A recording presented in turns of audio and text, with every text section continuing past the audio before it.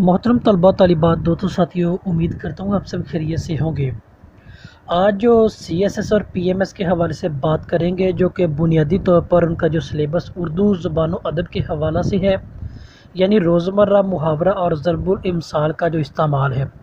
इस हवाले से देखेंगे कि बुनियादी तौर पर इन तीनों में फ़र्क क्या है। जो आम तौर पर CSS और PMS के सिलेबस में जो सवाल पूछा जाता है रोज़मर्रा का, मुहावरात का या ज़रबुल इम्साल का, इनमें फ़र्क क्या है। हम इन सारी चीज़ों को बुनियादी तौर पर फ़र्क के एतबार से जानने की और मिलकर पहचानने की कोशिश भी करेंगे। यानी रोज़मर्रा मुहावरात और ज़रबुल इम्साल उर्दू ज़ुबान व अदब की एक शान व शौकत भी समझे जाते हैं, जो कि बुनियादी तौर पर जो इमला का हुस्न, उसकी खूबसूरती बढ़ाने में अपना किरदार वो अदा करते हैं। पहले हम रोज़मर्रा के हवाले से थोड़ा सा मुख्तसर तौर पर तारुफ़ इसका जानेंगे कि रोज़मर्रा कहते कैसे हैं, रोज़मर्रा का बुनियादी मकसद या मफ़हूम वो क्या होता है।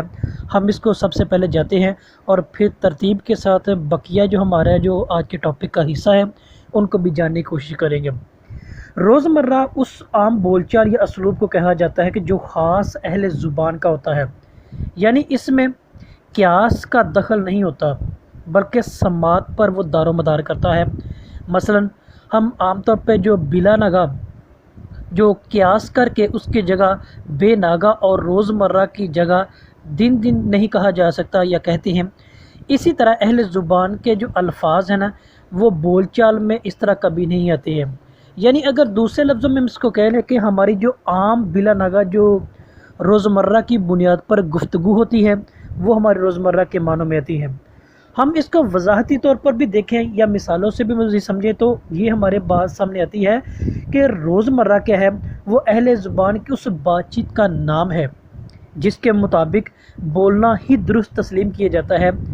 यानी हम ये कह सकते हैं कि रोज़मर्रा में अल्फाज के इस्तेमाल का जो ख़ास अंदाज़ होता है, वो अल्फाज अपने लुग़वी और असली मानी देते हैं।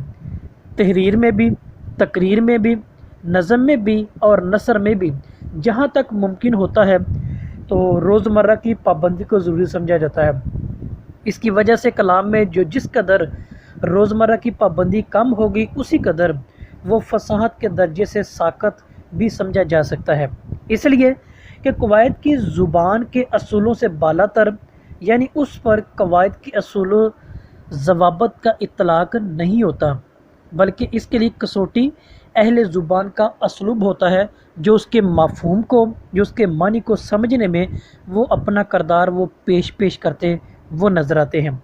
हम चंद एक मिसालें की ले लेते हैं ताकि इस बात को भी हम आसानी के साथ समझ सकें कि बुनियादी तौर पर रोज़मर्रा क्या चीज़ है। पहली मिसाल हम इसके लेते हैं कि आम तौर पे हम ये बोलते भी हैं, सुनते भी हैं कि मेरी चश्म में दर्द है। ये जुमला रोज़मर्रा के ख़िलाफ़ है, क्योंकि अहले ज़ुबान इस तरह कभी नहीं बोलते। जबकि जो अहले ज़ुबान का जो बोलना हुआ कि मेरी आँख में दर्द है, ये क्या है, ये इसकी रोज़मर्रा की पहली और बेहतरीन जामिया मिसाल है, जिसको समझने में मेरी और आपकी मुआवनत भी करते हैं। दूसरी मिसाल हम कहते हैं कि मेरे साथ 4-5 मत करो, जो कि सरासर गलत है। अगर इसकी बुनियाद पर देखें तो रोज़मर्रा कहते हैं कि मेरे साथ 3-5 मत कहो या करो, जो कि दुरुस्त अहले ज़ुबान और रोज़मर्रा के मुताबिक समझा जाता भी है। अगर इसकी तरह देखें तो मज़ीद हमारे पास एक और मिसाल लेते हैं रोज़मर्रा के हवाले से।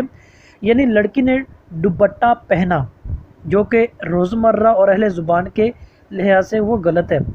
अगर इसकी तस्दीक है तो वो कहते हैं कि लड़की ने दुपट्टा ओढ़ा, जो कि रोज़मर्रा और ज़ुबान के मुताबिक दुरुस्त वो साबित होता है।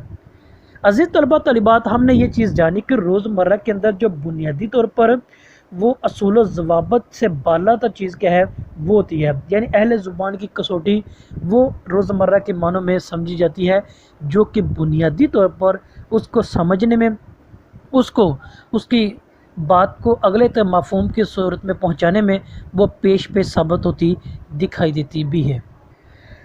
दूसरी जो चीज़ हमारे पास वो है मुहावरा। यानी रोज़मर्रा के बाद जो मुहावरे का जो इस्तेमाल है या मुहावरात आम तौर पर हम अपने जो बोलचाल में रोज़ अपनी गुफ्तगू में इस्तेमाल करते हैं। मुहावरे में आम तौर पर मस्दर का जो है ना वो इस्तेमाल किया जाता है।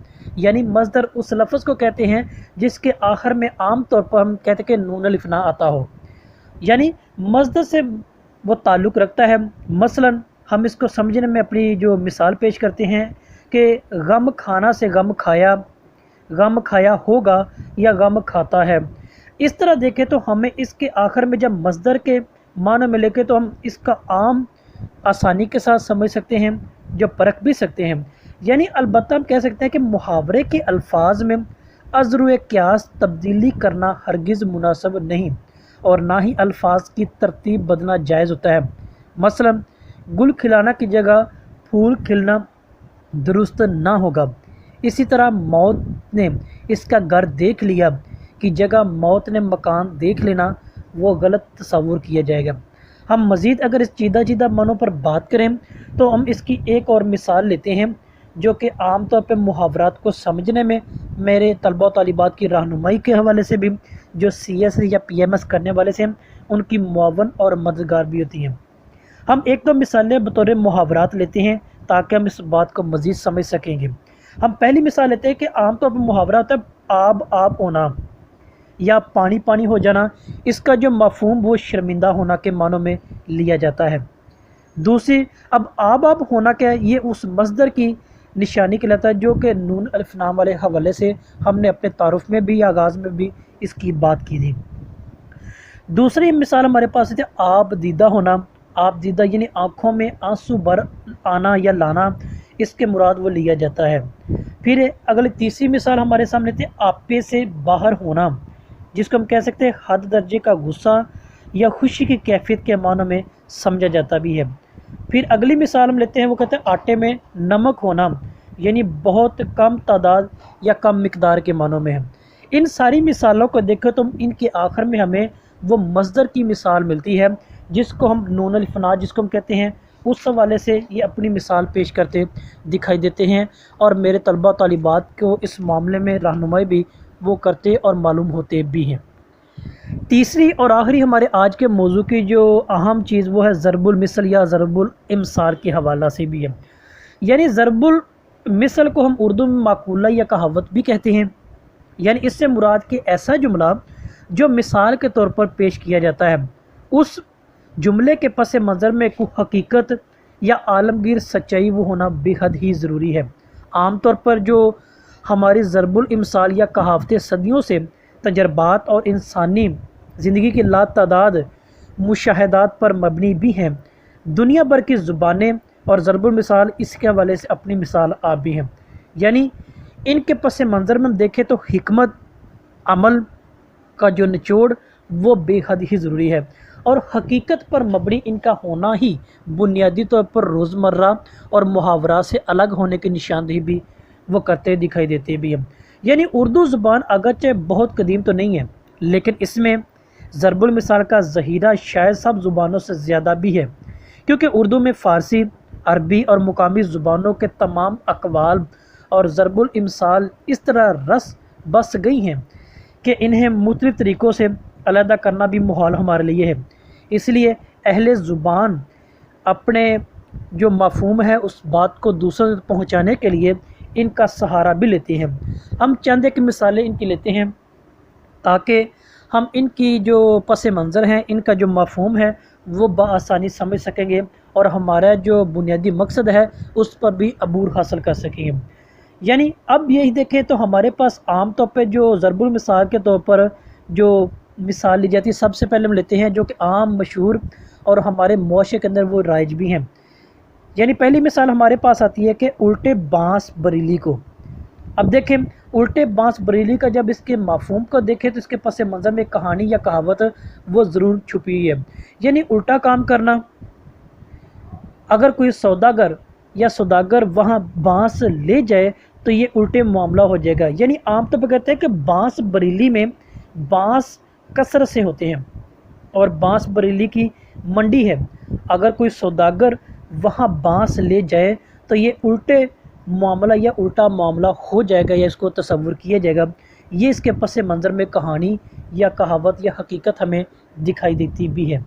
अगर मज़ीद बात करें तो कहते हैं आप काज महाकाज, इसकी मिसाल देखें तो ये भी सिंपल हमारे पास आती है कि जो काम खुद किया जाए वो सबसे ज़्यादा बेहतर होता है।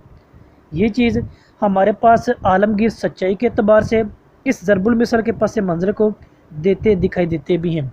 अगर तीसरी मिसाल देखें तो वो कहता है आप भले तो जग भला, भले से मुराद ये अच्छा है, यानी खुद अच्छा हो तो दूसरे भी अच्छे दिखाई देते हैं। ये एक आलमगीर सच्चाई और मुसल्लम हकीकत भी है जो कि अक्सर हमारे मुआशरे में भी इस बात की जो तस्दीक और सबूत वो फराहम करती है। चौथी और आखिरी मिसाल हम लेते हैं कि उल्टे चोर कोतवाल को डांटे, यानी एक तो कसूर करना और फिर कसूरवार बताने वाले को उल्टा इल्ज़ाम देना। इस मामले में हमारा जो मुआशरा खासकर पाकिस्तान वो अपनी मिसाल आप और पेश पेश नज़र आता है। यानी इन मिसालों के ज़रिए भी हम देखें तो हमारे पास ये तस्दीक और सबूत मिलता है कि ज़रबुल मिसल या ज़रबुल इमसाल हकीकत पर मबनी और हकीकत के करीब तरीब दिखाई देती नज़र आती भी है। आमतौर पर ये CSS और PMS के जो तलबा तलबात बहुत ज़्यादा परेशान इस हवाले से होते हैं। आज उनकी रहनुमाई के हवाले से हमने इस बात को देखा और समझा भी है। मज़ीद कोई आपका सवाल है, कोई पॉइंट किसी बात की समझ ना आई हो तो बिला झिझक सवाल कीजिएगा। आप सबका बहुत शुक्रिया।